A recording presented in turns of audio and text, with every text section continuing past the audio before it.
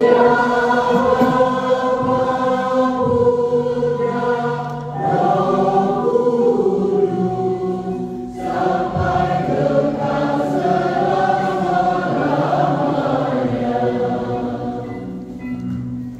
persilakan dulu.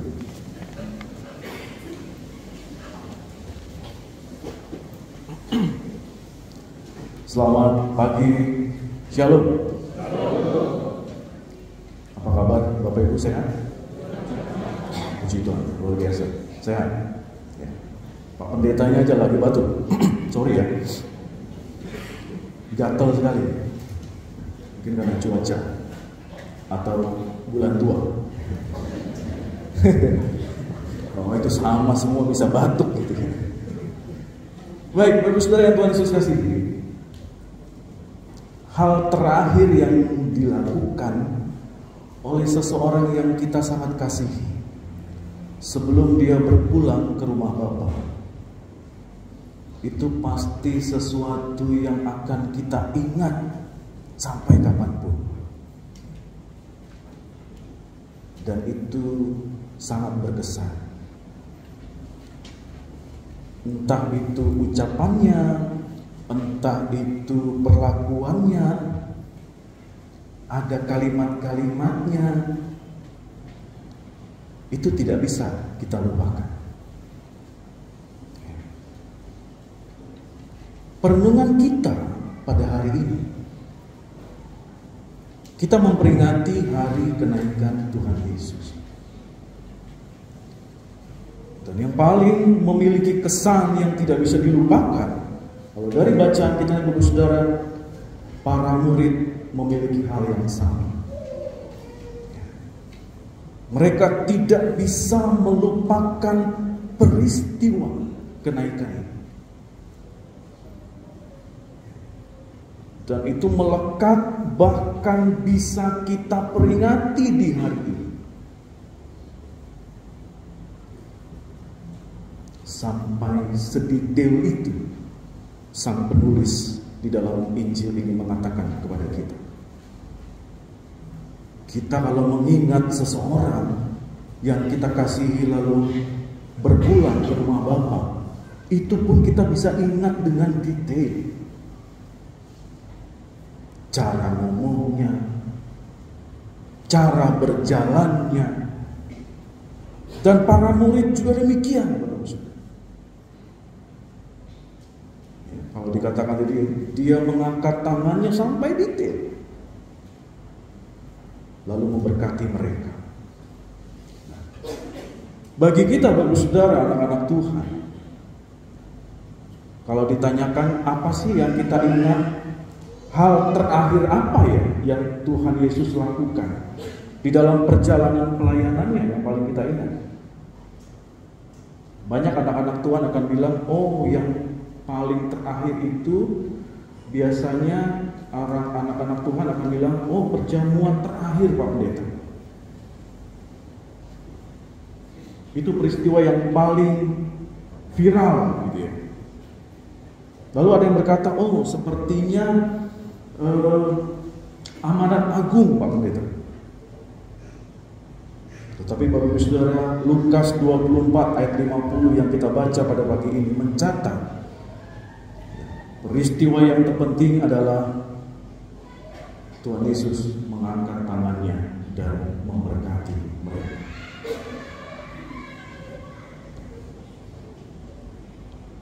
Kalau orang bertanya, ada yang aneh dengan peristiwa ini? Tidak ada yang aneh dengan peristiwa ini sebenarnya.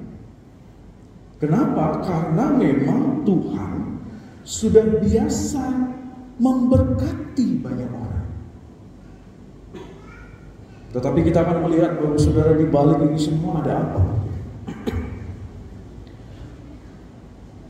Tuhan Yesus sudah terbiasa memberkati orang. Kalau kita mengingat cerita peristiwa bagaimana Tuhan Yesus dengan 5 roti dan 2 ikan memberikan makan berapa banyak orang? 5.000 orang. Sisa makanannya ada berapa banyak? Ayo. Berapa bakul? 12 bakul. Banyak ya sisanya ya. Tangan yang sama dia juga memberkati orang yang buta, sehingga orang bisa melihat. Tangan yang sama yang memberkati juga orang yang lumpuh, yang kusta. Bahkan orang yang mati pun dibangkitkan oleh tangan yang sama yang memberkati para murid. Jadi kalau ditanyakan Bapak Ibu Saudara, udah biasa Tuhan memberkati orang. Tetapi satu pertanyaan penting untuk kita renungkan bersama, mengapa Yesus harus memberi berkat? Udah biasa kok. Bapak Ibu perlu berkat. Kenapa Yesus harus memberi berkat buat kita? Karena Yesus memahami bahwa berkat itu adalah kebutuhan utama manusia. Itu adalah kebutuhan utama orang-orang percaya. Saya coba cari Bapak Ibu Saudara dalam Kamus Besar Bahasa Indonesia, apa sih arti berkat itu? Di situ dikatakan bahwa berkat adalah karunia Tuhan yang membawa kebaikan di dalam hidup manusia. Ya. Itu definisinya Bapak Ibu. Karunia Tuhan yang membawa kebaikan dalam hidup manusia. Ya, kita dapat dulu konsepnya. Tetapi Bapak Ibu, persoalannya adalah ada banyak manusia, ada banyak anak-anak Tuhan seringkali memahami bahwa berkat itu hanya sebatas hepe, doi, materi. Ada banyak anak-anak Tuhan hanya punya pikiran bahwa berkat itu adalah hal-hal yang menyenangkan. Tetapi kita semua tahu bahwa Kristus tidak pernah menjanjikan 100% kalau ikut Tuhan otomatis kaya raya. Kalau ikut Tuhan 100% otomatis jadi orang yang hebat, jadi orang yang paling berkuasa. Yang paling sering kita dengar adalah kalau mau ikut Kristus, pikul salib. Tidak ada yang pernah dikatakan di dalam Alkitab kalau ikut Kristus jadi sultan Andara. Kalau ikut Kristus punya Lamborghini, saya nggak temukan di Alkitab. Tetapi Bapak-Bapak Saudara, kita tahu bahwa para pengikut Kristus, murid-murid Kristus,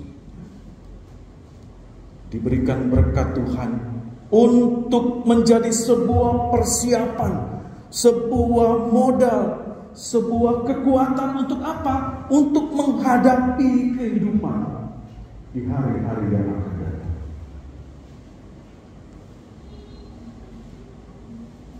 Bapak Ibu Saudara dan saya sebagai anak-anak Tuhan, kita tentu tahu bahwa berkat yang diberikan Tuhan Yesus kepada kita selama ini tidak bisa kita bandingkan dengan apapun yang diberikan oleh dunia ini. Gak bisa, Bapak. Jangan pernah sekalipun membandingkan apa yang diberikan oleh dunia ini. Anak-anak Tuhan harus bisa memaknai bahwa berkat Tuhan itu adalah sebuah penyertaan.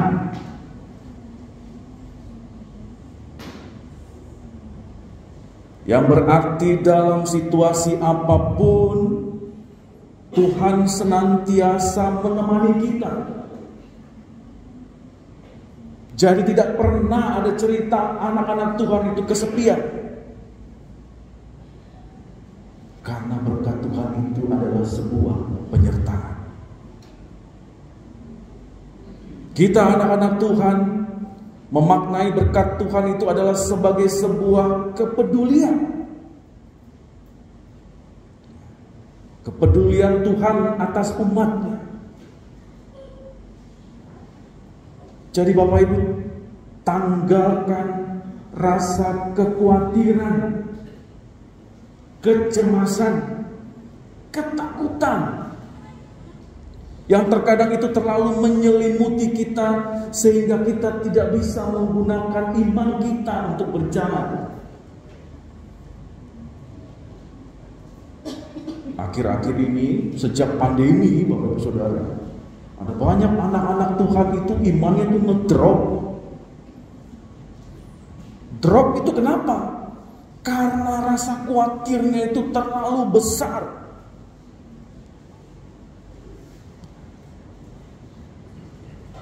Sehingga dia tidak bisa lagi melihat berkat Tuhan itu yang seharusnya menyelimuti dia.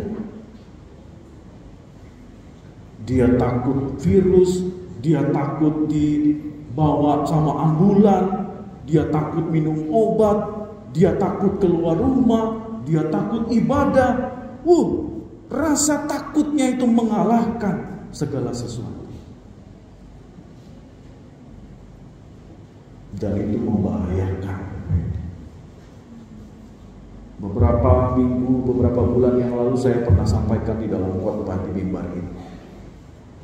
Satu cerita orang yang terkunci di dalam satu gudang, ya, lemari es pendingin. Dia terkunci di sana. Lalu keesokannya ditemukan dia sudah meninggal. Tulisannya mengatakan bahwa saya mohon maaf, segala macam itu yang kepada keluarga. Setelah polisi menyelidiki, lemari es itu sudah 1 bulan rusak. Jadi ternyata dia bukan mati karena kedinginan, tetapi karena rasa takutnya dia pikir dia kedinginan, dia mati. Setelah diteliti, dia dehidrasi. Bukan karena kedinginan, karena kulkas itu sudah mati 1 bulan yang lalu. Karena rasa takutnya yang terlalu besar. Lalu yang berikut Bapak Saudara, kalau kita sebagai anak-anak Tuhan, kita harus tahu bahwa berkat Tuhan itu sifatnya kekal. Karena sebagaimana Tuhan sendiri adalah kekal adanya. Jadi kita memahami berkat itu sampai kapanpun Tuhan itu bersedia menyatakan kebaikannya kepada kita. Jadi jangan kita membatasi bahwa kalau kita mendapatkan pergumulan yang tidak menyenangkan, lalu kita bilang bahwa oh Tuhan tidak memberkati kami. Ada keluarga-keluarga yang saat ini sedang bergumul. Jangan pernah mengatakan bahwa berkat Tuhan sedang berhenti memberkati keluarga. Pada saat Bapak Ibu saat ini usahanya sedang turun, pekerjaannya juga tidak baik, kesehatan, pendidikan, keuangan, hubungan harmonis antar keluarga, Tuhan tetap memberkati.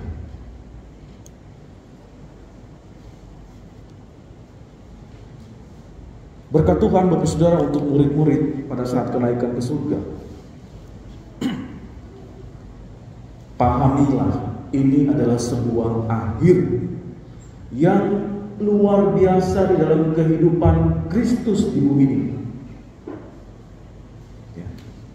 Bisa saya katakan bahwa Lukas 24 ayat yang terakhir ini adalah sebuah summary, sebuah kesimpulan dari keseluruhan pelayanan sekaligus hidup Yesus di dunia. Inilah adalah puncak dari kehidupan Sang Juru Selamat kita. Maka hari ini menjadi sesuatu yang penting, Bapak Ibu. Tidak kalah pentingnya kita merayakan Natal, tidak kalah pentingnya kita merayakan Paskah, Jumat Agung. Hari ini juga menjadi penting sekali dengan hari-hari yang lain. Karena hari inilah di Lukas 24 ayat 50 ini katakan, inilah batu terakhir, kalau saya mau analogikan sebagai seperti piramida. Inilah batu terakhir, yang paling akhir dan yang terbaik. Yesus memberkati kita semua. Amin. Bapak Ibu harus pegang itu di dalam iman kita. Ini pembelajaran penting kita yang pertama. Baru pertama nih. Ya 2 jam lagi lah ya. Oke. Sampai yang ke-10. Oke. Hal yang penting yang kedua. Apa respon dari murid-murid atas berkat Tuhan? Nah, ini menjadi penting, Bapak Ibu. Dan lebih penting lagi, apa respon Bapak Ibu atas berkat-berkat yang Tuhan telah berikan kepada kita semua selama ini? Firman Tuhan ini harus feedback, Bapak Ibu ya. Seperti mata pedang yang bermata dua. Tidak hanya dia mengajarkan, tetapi dia juga menegur, dia juga mengajak, dia memotivasi. Renungan kita pagi ini juga mau bertanya kepada kita semua, kepada murid-murid, apa responnya? Kita bahas dulu tentang murid-murid. Respon para murid setelah mereka menerima berkat pada saat Yesus mau naik ke surga. Para murid masih terus menyembah Tuhan. Ini penting, Bapak Ibu. Mereka masih bersukacita senantiasa. Mereka masih rutin berada di dalam bait Allah. Dan mereka masih memuliakan Allah. Padahal Yesus tidak lagi bersama-sama dengan mereka, kan? Inilah respon yang benar atas berkat Tuhan. Saya mau katakan sekali lagi, inilah respon yang benar. Dan ini juga yang seharusnya menjadi pemahaman yang benar atas berkat Tuhan kepada Bapak Ibu Saudara dan saya.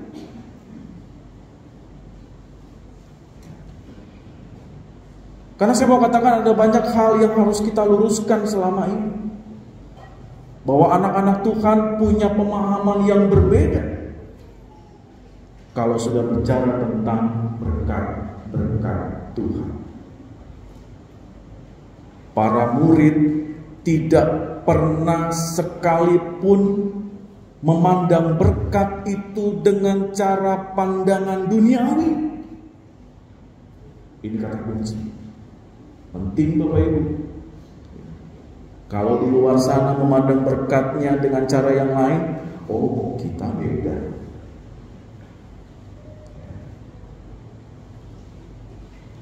Murid-murid tidaklah seketika menjadi kaya raya setelah menerima berkat Tuhan. Gak ada. Ya. Kalau kita baca, murid-murid juga tidak mendadak kebal penyakit. Enggak juga. Otomatis menjadi Superman kah mereka? Enggak juga. Tetapi Bapak Ibu Saudara, kalau kita baca di ayat yang selanjutnya, berkat itu membuat mereka sukacita dan menyembah Tuhan. karena mereka memahami berkat yang benar.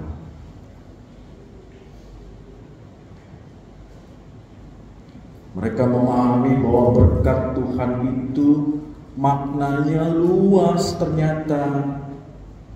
Dan di dalam berkat itu ada nilai spiritualnya.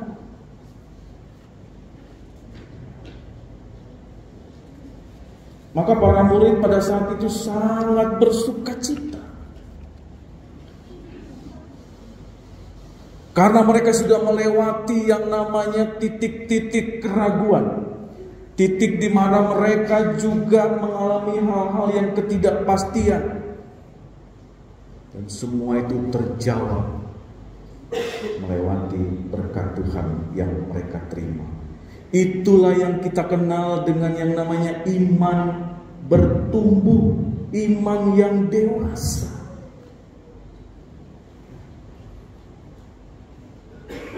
Sukacita itu mahal, Bapak Ibu. Susah dapatnya.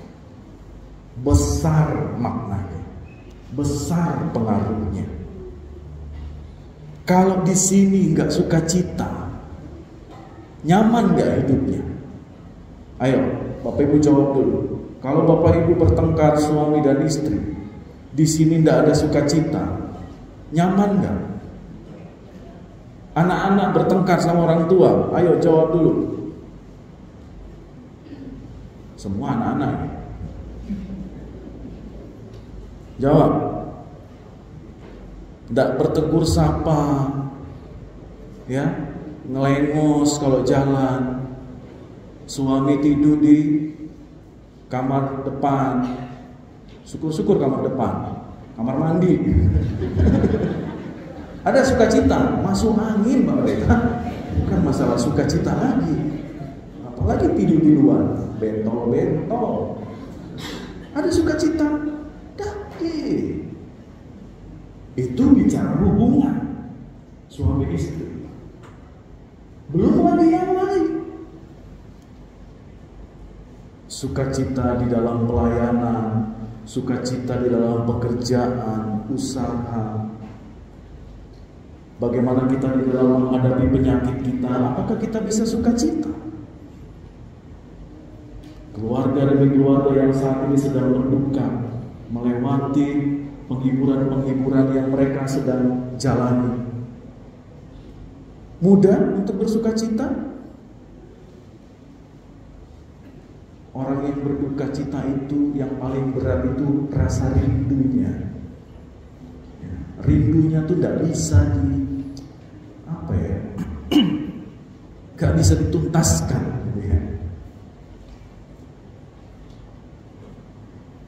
Bapak Ibu kalau kehilangan sukacita, duduk di meja makan, tidak nyaman.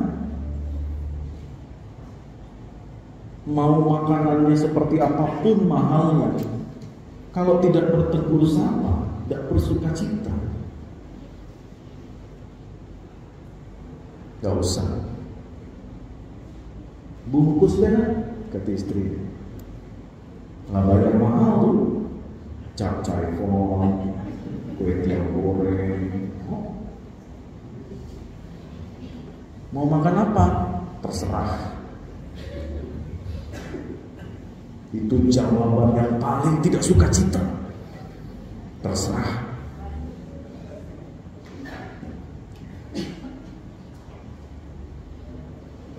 Bayangkan kalau itu kita ajak bicara itu adalah Tuhan. Ngeri kan? Tuhan, saya mau bikin ini. Terserah. Tuhan, kita berdoakan, Tuhan saya mau minta ini. Terserah. Bapak Ibu, kita kehilangan sukacita yang besar. Apalagi kita anak-anak Tuhan. Kehilangan sukacita itu seperti kita kehilangan iman. Maka murid-murid ini memperlihatkan kepada kita betapa besarnya berkat Tuhan. Pada saat sukacita itu berlimpah di dalam kehidupan mereka sebagai anak-anak Tuhan.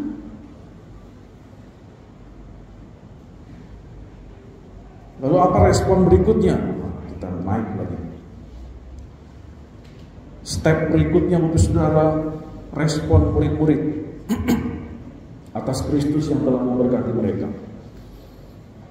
Mereka senantiasa berada di dalam bait Allah. Mereka memuliakan Allah.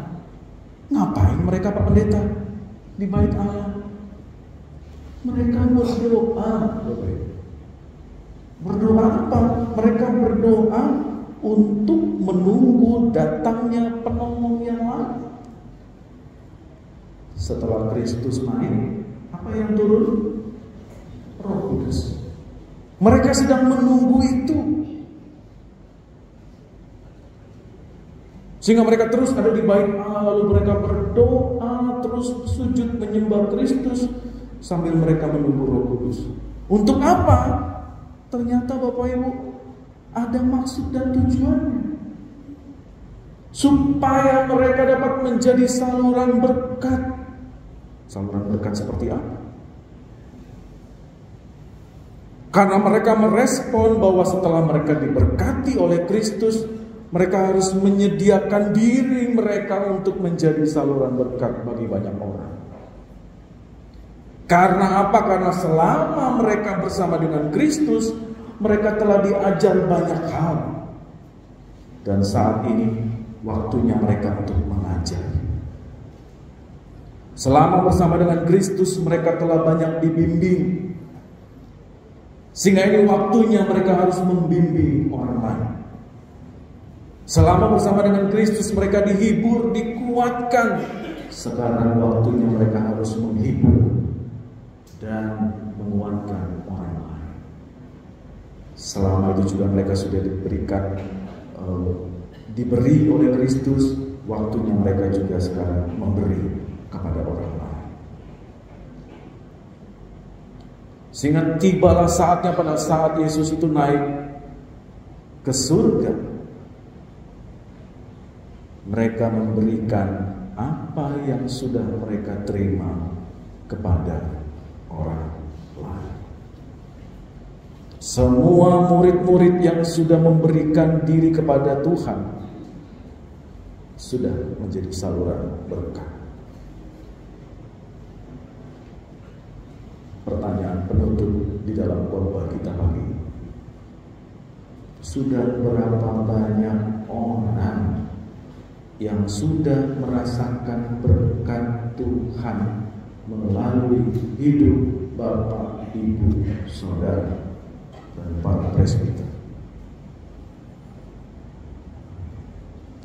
Jadi berkat apa jadi sambungan?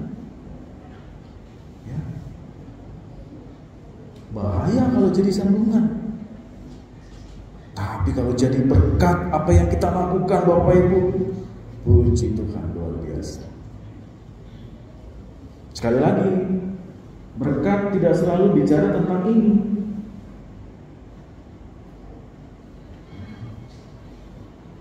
Menjadi saluran berkat Bapak Ibu Saudara melalui perkataanmu, melalui perbuatanmu, melalui tindakanmu. Jika sudah berbuat sesuatu yang baik kepada orang lain. Hari ini kita memperingati kenaikan Tuhan Yesus ke surga, mengingatkan kita kembali bahwa betapa banyaknya berkat-berkat Tuhan yang sudah dilimpahkan di dalam kehidupan kita. Sehingga Bapak Ibu Saudara, sikap kita mulai hari ini hanya menyembah Kristus, hanya memuji Kristus, fokus hanya kepada Kristus, menjadi saluran berkat bagi banyak orang dimanapun kita berada. Jika Kristus telah memberkati saudara, maka saudara diberkati. Amin. Tidak ada kuasa baik di surga, baik di bumi, bahkan di neraka sekalipun yang dapat menahan berkat Kristus atas kita. Jadi tidak peduli pergumulan Bapak Ibu seperti apapun, seberat apapun, pergumulan apapun yang Bapak Ibu sedang hadapi pada saat ini, kelemahan, kehilangan, kekhawatiran, kedukaan, dan seterusnya. Kalau Tuhan mengatakan saudara diberkati, maka saudara diberkati. Diberkatilah keluargamu, diberkatilah usahamu, diberkatilah pekerjaan, diberkatilah pelayanan, diberkatilah kita selalu. Amin. Tuhan Yesus memberkati.